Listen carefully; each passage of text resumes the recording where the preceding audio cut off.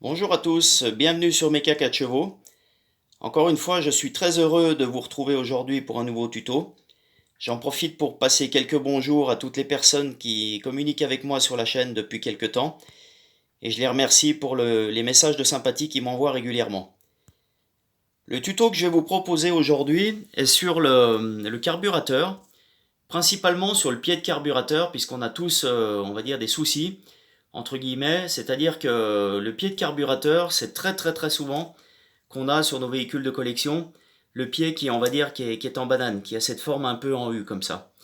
Alors, à quoi c'est dû? C'est dû tout simplement à un serrage excessif, donc aux deux écrous qu'on a dessous, là, quand on est monté sur la pipe d'admission qui se trouve derrière. On y reviendra après parce que je vais vous parler aussi d'autres choses après. Donc, quand le carburateur est monté en lieu et place, on a trop tendance à serrer. Et puis, sous l'effet de la chaleur, de dilatation des matières, eh ben, on arrive à mémoriser une forme qui quand le carburateur est monté, il n'y a pas de problème. Dès l'instant qu'on va le démonter pour faire une révision et qu'on va vouloir le remonter, eh ben, on va avoir un souci, c'est que le carburateur, il aura pris une forme de banane, c'est-à-dire en forme de U, et c'est très délicat de le remettre en forme. Alors, j'ai deux personnes qui ont communiqué récemment avec moi sur la chaîne. J'ai eu le souci, puisque celui-là, c'est un carburateur qui va aller sur un deuxième véhicule que j'ai acheté avant le confinement, donc une autre 4 chevaux de 1961. Je suis en train de la remettre en route temporairement, enfin temporairement. Je suis en train de la remettre en route de façon à tourner d'une manière régionale. Je ne veux pas faire beaucoup de kilomètres avec, mais donc une révision minimum s'imposait au niveau de ce véhicule, donc le carburateur en faisait partie. Donc, qu'est-ce que j'ai fait pour ramener? Donc, comme je vous expliquais, du fait qu'on avait un serrage excessif et qu'on était en forme de U comme ça, j'ai dit je vais essayer, j'ai tenté le coup. Donc, j'ai mis deux tiges, enfin deux vis, donc CHC, donc qui sont d'une dureté assez importante, avec écrou rondelle, pareil écrou rondelle dessous. Donc, dans chaque trou des oreilles du carburateur, j'ai mis une vis de chaque côté, bien bloquée. Et au milieu, j'ai fait un espèce de tendeur, enfin on va dire plutôt un écarteur, avec une entretoise taraudée en M8 et une vis taraudée aussi en M8 que j'ai rentré au minimum, pardon. Et puis je suis venu mettre en contact, je suis venu faire une pression sur la gauche et sur la droite entre les deux têtes de vis qui sont en haut, légèrement, et avec on va dire avec un chalumeau, un petit flambard que, voilà, tout simplement une petite lampe à souder, hein, comme tout le monde peut avoir comme bon bricoleur. Je suis venu tempérer un petit peu toutes ces zones, donc un petit peu la partie, l'oreille ici, l'axe du carburateur où passe le papillon, l'autre oreille aussi, de chaque côté. J'ai tempéré, et à mesure que je tempérais, j'arrêtais, je revenais mettre un petit coup de clé de façon à écarter de plus en plus, petit à petit, petit à petit. Donc ça m'a pris à peu près une dizaine de minutes. Il faut vraiment y aller d'une manière soft, tout doucement.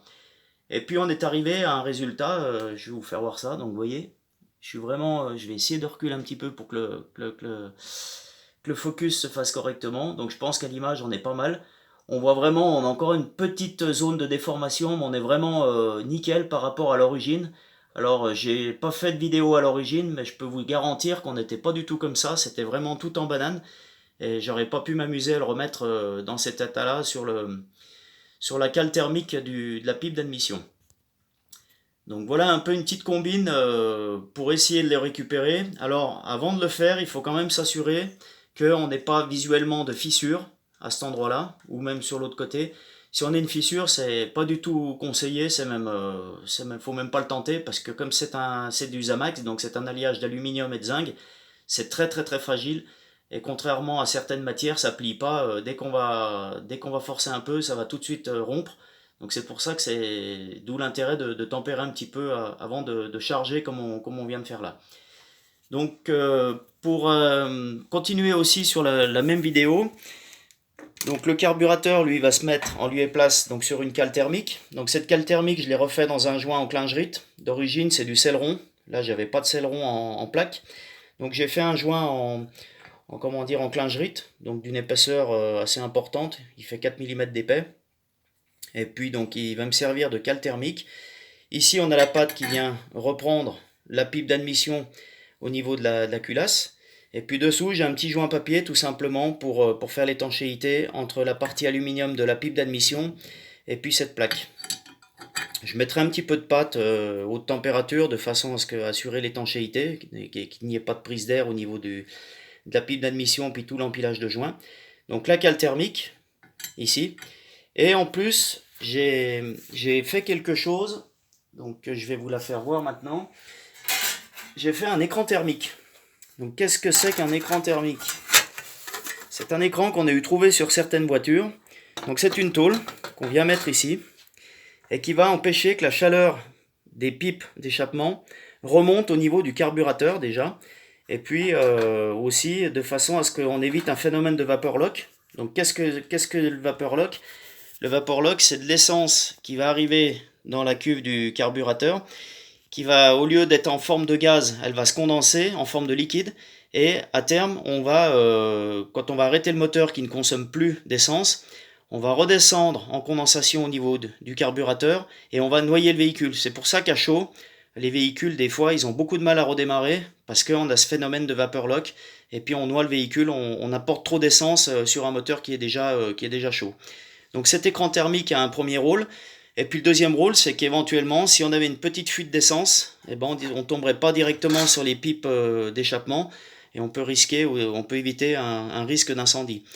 Alors la forme qu'elle a, elle est un petit peu particulière, donc je l'ai fait de façon à ce qu'elle vienne se mettre en lieu et place sur les deux vis de fixation pour le carburateur.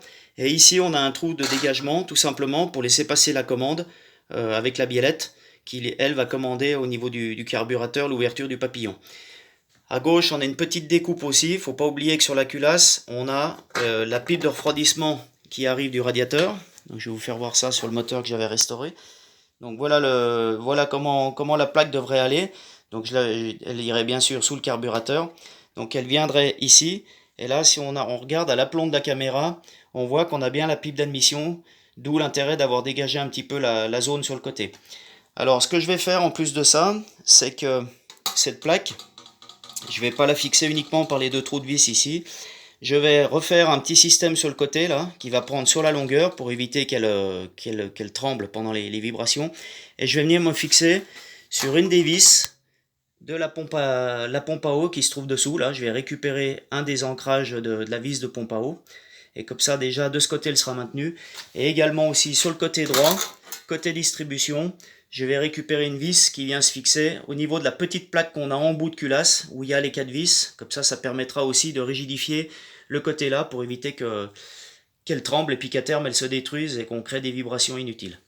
Voilà, donc ça c'est une tôle de récupération, ça vient de l'arrière d'un frigo, parce que j'ai trouvé que visuellement elle n'était pas vilaine. Donc je ne vais pas la mettre sur le moteur que je viens de vous faire voir, là, je vais surtout déjà l'essayer sur le moteur que je suis en train de remonter pour cette 4 chevaux de 1961.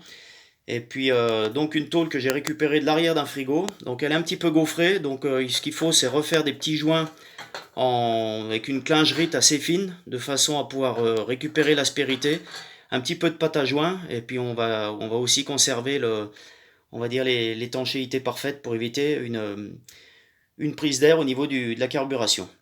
Voilà, donc le tuto d'aujourd'hui, donc on va dire la remise en géométrie du pied du carburateur, et puis cette petite tôle qui je pense fait bien son effet au niveau d'écran thermique. Si vous avez besoin des dimensions des cotes, il n'y a pas de problème. Vous pouvez correspondre avec moi au mail qui est mis en place depuis un petit moment maintenant. Vous m'écrivez ici et je me ferai un plaisir de vous répondre en vous donnant les dimensions de cette plaque si ça vous intéresse. Voilà. Je vous remercie encore de me suivre. C'est très sympa à vous, encore une fois, pour les messages que vous m'envoyez. Et puis, je vous souhaite une bonne restauration à tous. Je ne sais pas si on se retrouvera dans l'été pour d'autres tutos. En attendant, bel été à vous et puis à très bientôt. Bye bye.